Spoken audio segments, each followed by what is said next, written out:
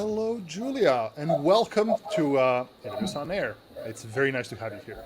Hey, Kyle. Hey, Darko. Thanks for having me on. I'm a big fan of the show. So happy to be here. Happy to have you here. Before we kick it off, can you tell us where did you join us? Where do you join us from? What do you do? And well, a bit about yourself. Yeah, I'm Julia. I'm a product manager here on the SageMaker team at AWS. I'm based in New York City, have been in this role for just about a year. My focus is on growth and go to market. So that really means driving adoption for SageMaker and growing usage of our suite of capabilities.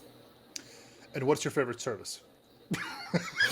You know, it has to be SageMaker. of course, of course, it's Chime. Of course, it's Chime. That's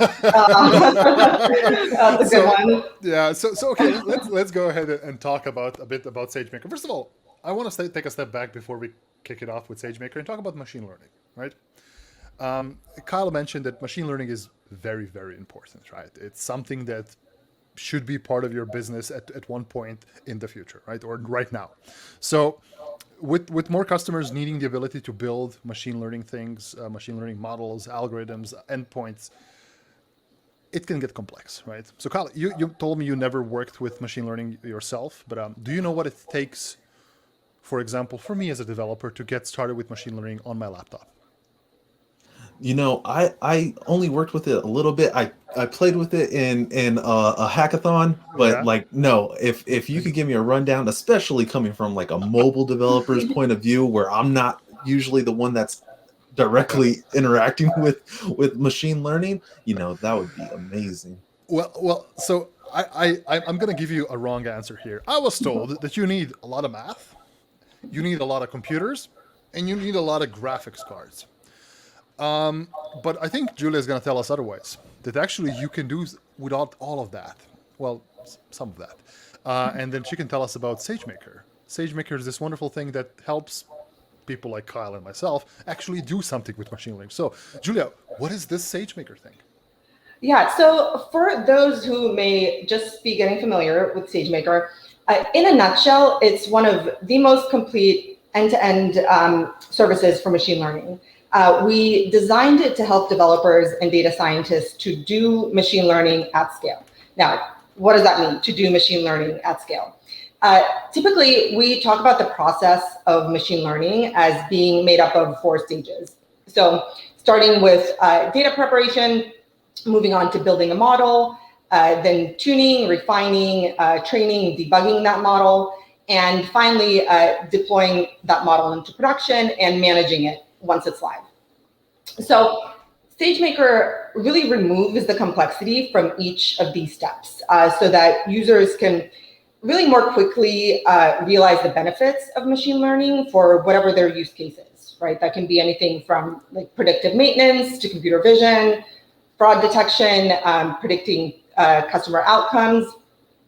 And I would say that beyond just providing tools for each of these ML stages, we've also created an integrated workbench where you can access all of them through one visual UI, and that's SageMaker Studio. So in Studio, you can write code, you can keep track of your experiments, you can visualize data, you can perform debugging, and then monitor the models that you've deployed into production. Really all in one place. Our customers love it, and they tell us that it greatly improves the productivity of their ML teams. So Okay. essentially, I'd be able to send in a lot of data, like not just like one picture or just a little bit of data, but like I could actually process a lot of data. And then based off of my past experiences, I can then make predictions based off of what we've inputted to see where we might be ending up going, essentially. Exactly. Yeah. Yeah. So you can build this very complex machine learning processes, right? So it's my experience with SageMaker is, and I don't have a lot. So my experience is that it's the be all end all solution to machine learning. Yeah, that's your entry point and that's your exit point. So and I love it, right? So why do customers use SageMaker?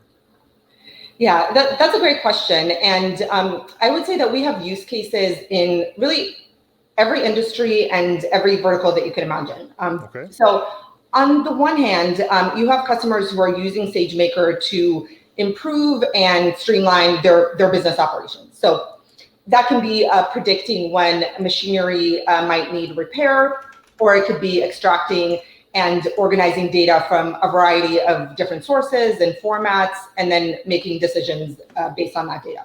Okay. And then on the other hand, you also have customers who are using SageMaker to deliver really ML-powered experiences to their end users. So that could be anything from answering customer questions in a chatbot application. It can be using computer vision in a self-driving car.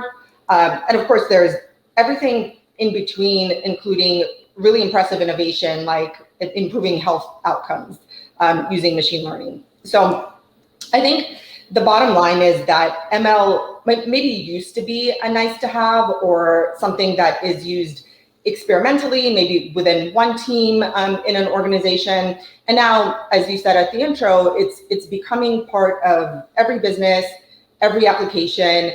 And it's really amazing to see SageMaker power that for our customers. Exactly. Yeah, I know that machine learning has definitely exploded in the past couple of years, from my perspective, and just seeing that, just knowing that, you know, it can be applied to, you know, so many different, like, there's so many applications for machine learning. It's just really impressive to me. And that's exactly right. By the way, chat, let us know, are you using machine learning in any of your workloads? How are you building your machine learning algorithms?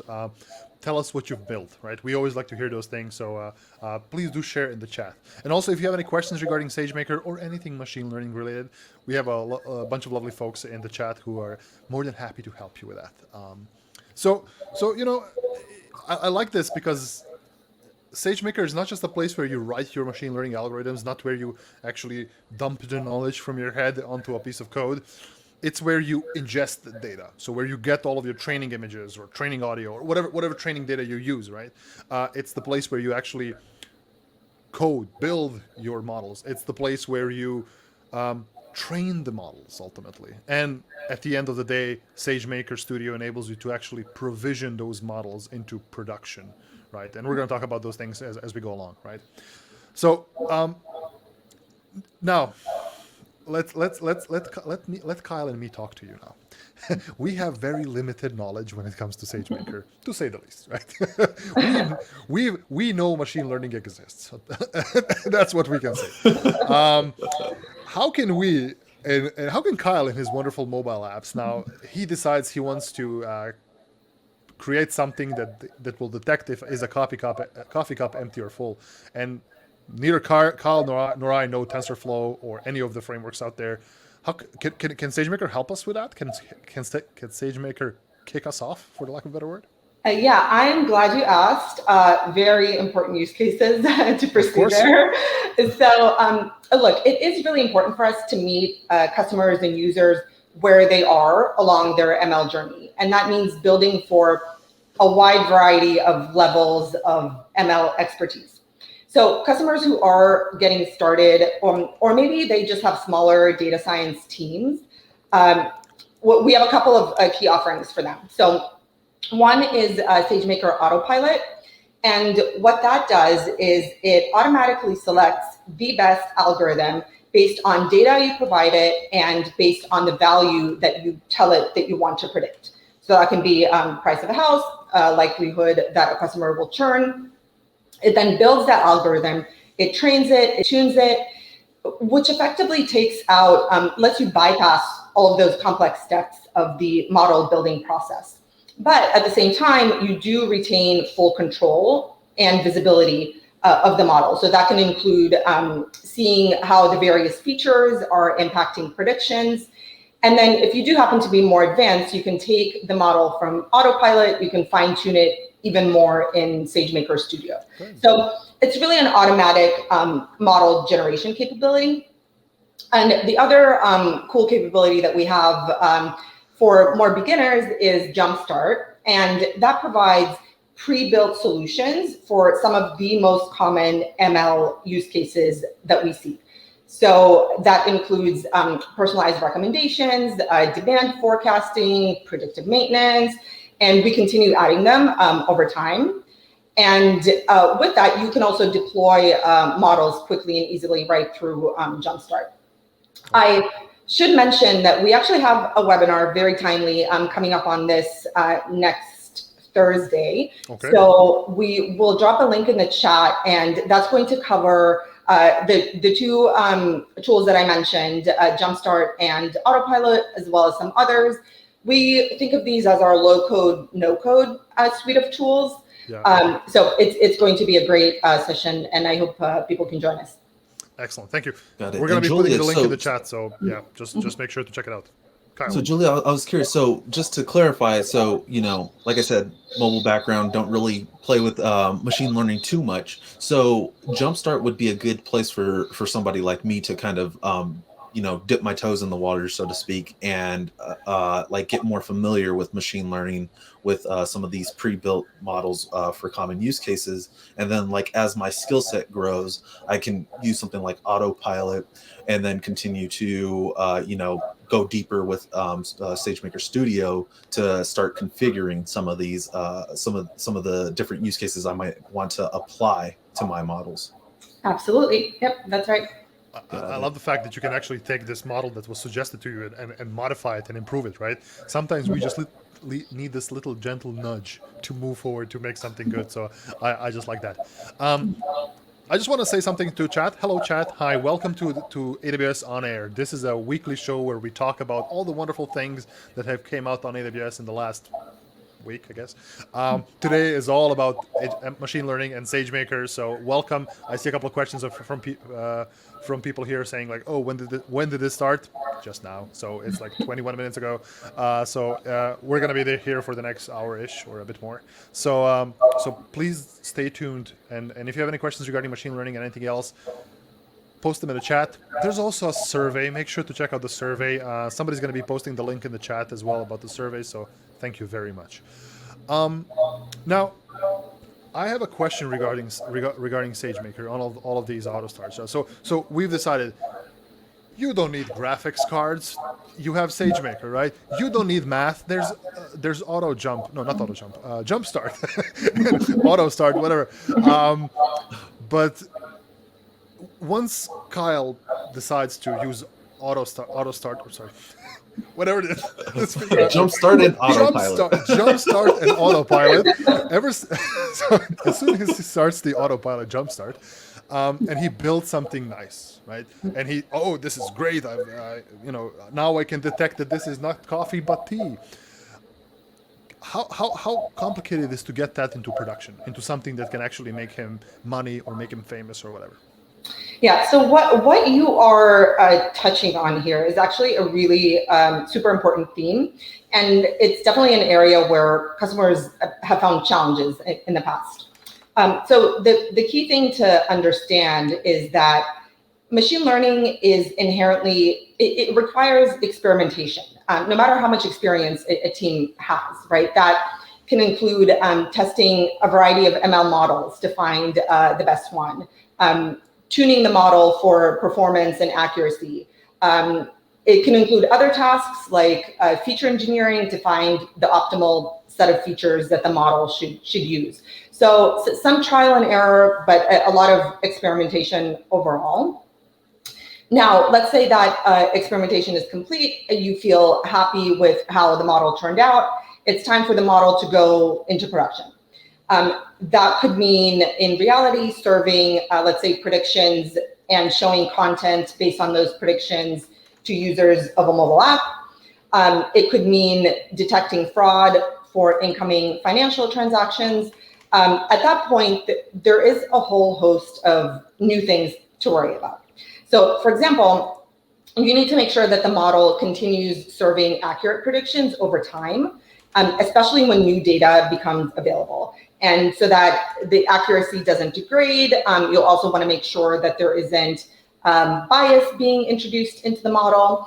And overall, it also means setting up a full end-to-end process for ingesting raw data, transforming it, getting it to the format that the model needs, and then getting results from the predictions, which maybe need to be stored somewhere, or maybe they need to be sent to some downstream system. So it's a lot to think about, and it's a lot to think about, especially when you consider models with massive scale. So, Right. for example, some of our customers have models with billions of parameters. They need to serve millions of predictions per day or more. So maybe like a little bit bigger than the coffee versus tea example at scale. So it's quite a heavy lift. And for that reason, SageMaker actually has a comprehensive set of capabilities to help customers with exactly these points. So the key feature there is SageMaker pipelines.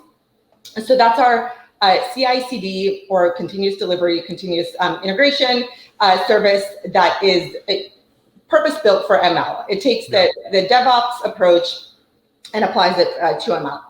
It automates the different steps of the workflow, including everything I said around loading data, transforming it, retraining models, deploying new versions of models. What's cool is that you can actually visualize a workflow that you built inside SageMaker Studio, and then you can even reuse it over time and modify it so that you don't have to recreate it really each time. There's also a model repository, so that lets you keep track of all the different versions of all the models that you created. So, for example, if you are seeing an issue with the model that's live in production, you can very easily go back to a previous version. Of course, everything is tracked for compliance and traceability. So with pipelines, there's also a broad set of tools that kind of work together. And some of them worth mentioning, SageMaker Clarify, which will help address the bias point that we talked about by giving customers visibility into their model and kind of alerting them should bias be introduced. So I think the bottom line is that we've made a lot of investments in this area, particularly around helping customers shrink that time from early experiments to scalable production and just get there as quickly as possible. That's amazing, because Love like it, yeah. everything that you just described, all I could think is like, if you go to SageMaker, you're just gonna see the tip of the iceberg, and you're gonna think like, oh, this is like, oh, It's this an idea, machine right? learning Yeah. is simple. Like, why is everybody complaining about it? But it sounds like a couple of people, a lot of people probably had to put in a lot of time and work in order to get something like something so not necessarily easy, but like simplified to this point. So We've I'm definitely abstracted curious. a lot. Yes, you're Exactly. absolutely right. So yeah, if you're interested in starting off with machine learning, I think SageMaker is definitely the place to go if you want to build your own machine learning models or check out how other works. Right? I know when I first checked it out, there's a bunch of already existing like pieces of code that can help you actually do something with machine learning, so you can learn from that and actually do something else. So pretty good. There's a couple of questions here on chat as well happening, like, oh, which AWS ML services are in the free tier? Julia, I believe SageMaker has a free tier, right? SageMaker does have a free tier, absolutely. We will make sure that we send a link to the page that explains it in the chat. Okay, so yes, SageMaker has a free tier. There's a bunch of AWS machine learning services that also have a free tier, so check out our free tier page for all of that information. And the final question we have, can Spot instances be used for SageMaker? I do believe that Spot instances can be used for SageMaker. Yes, they Indeed. can, right? Okay, so yes, Spot instances. Save some money on that training, so pretty good. Thank you very much for all your questions. And yeah, check out SageMaker. Make sure to go check it out, especially there's a free tier. You can do it now. But Julia, thank you very much for your part here.